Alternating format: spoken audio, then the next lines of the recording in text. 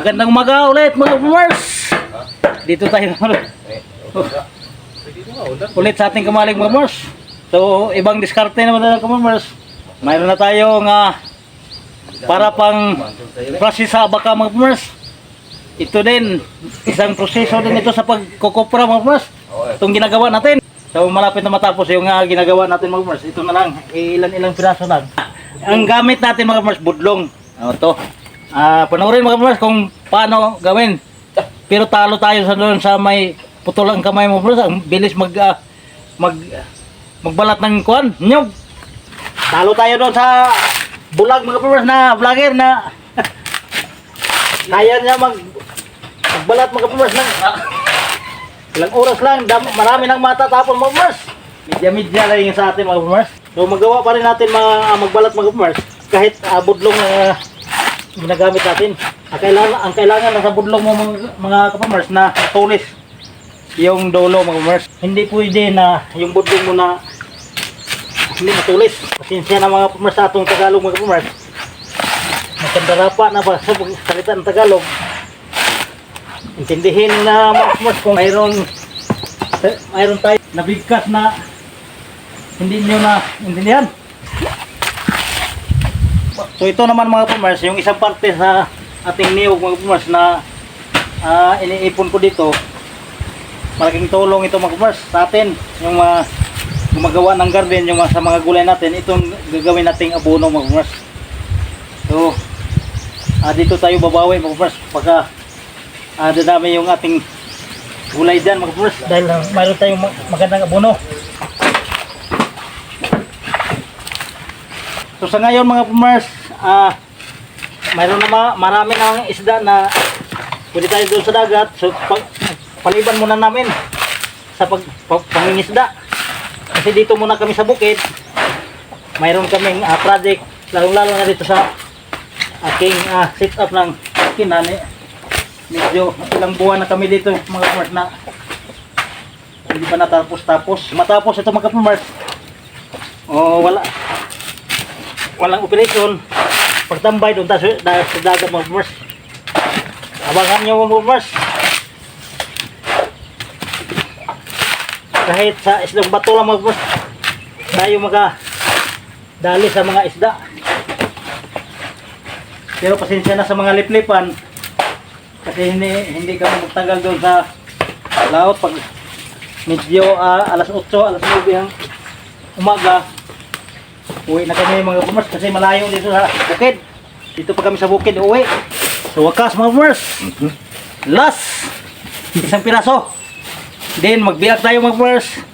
Then salang tayo sa anong tawag doon sa Tagalog, landahan o ano yan, anong tawag dyan yung sa Bisaya mga kapamars, tapahanan, lutuan, para madali maintindihan siguro, lutuan ng kupra.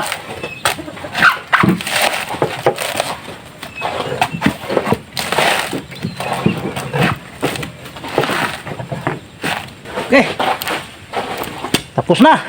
So sa iba naman na tayo ng proseso sa pagkukupra mga kapamars. So ito naman mga kapamars, ang pangatlong proseso sa pagkukupra mga kapamars. Mula noong nilinisan mo yung niyog natin, iakin na naman ang kapamars bago ilagay din sa ating turnuhan mga kapamars. Yan lang mga kapamars. Simple pero matagal. What? Taga lang mga kapamars, taga lang. Tes ka sa init ng araw mga kapamars.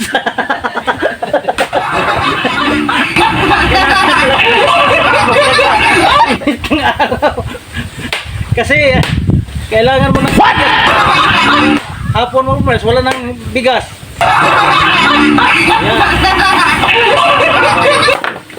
Magbubukid, buhay mahirap, ganito talaga magmumundok.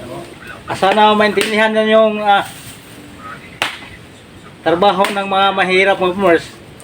Kahit sino sa atin na mga Pilipino na makapanood sa video ito, maawa kayo mga kapamars. Kahit sa pagpindot na lang ng ating like button dyan mga kapamars, malaking tulong na yan mga kapamars. At least mayroon akong dagdag kalaman sa inyo, yung proseso sa pagkukupra. Simple lang ito, pero kung hindi mo makita, hindi mo alam yung gagawin mo kung may niyog ka, mga kumasamdok. Magkandara pa ka sa pagtanong-tanong. So isa na itong guide mga kapumars sa lahat ng mga baguhang, lalo-lalo na sa ating mga OFW na hindi pa nakaranas ng ganitong trabaho mga kapumars. So ang video ito mga kapumars para sa kanila yun. So yung mga nanonood na alam na nila yung ating ginagawa, so panoorin na lang niyo mga kapumars. Huwag na kayo mag-comment ng masakit. What? Oh, ito mga kapumars, dito na naman tayo sa ating lutuan na maliit.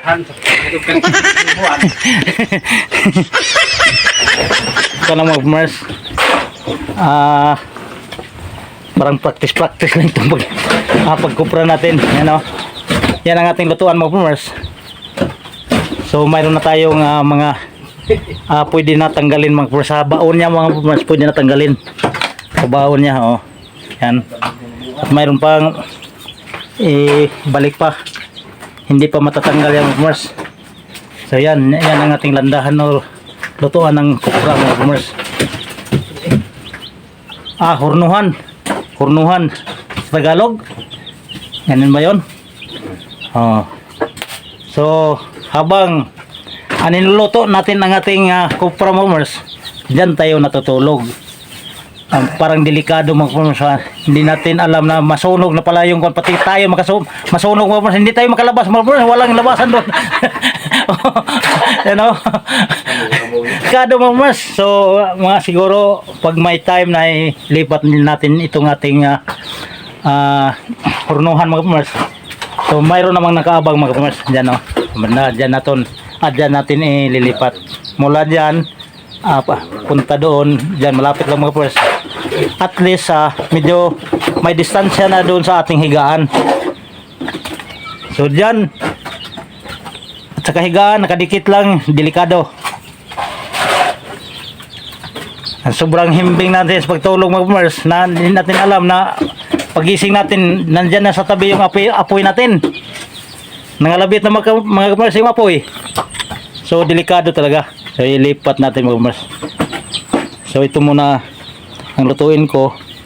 Pagkatapos nito mga kapumars, pag na-clearing muna mga kapumars, tapos lipat na doon. So hanggang dito lang muna mga kapumars ang ating video. Pag-like mga kapumars. Okay. So sa lahat na nating mga baguhan, huwag kalimutan na mag-subscribe. At kung gusto nyo laging makikita ang ating mga video dito man sa bukid o sa dagat, mag-notify mga kapumars para updated ka sa ating mga video. Maraming salamat. Bye-bye!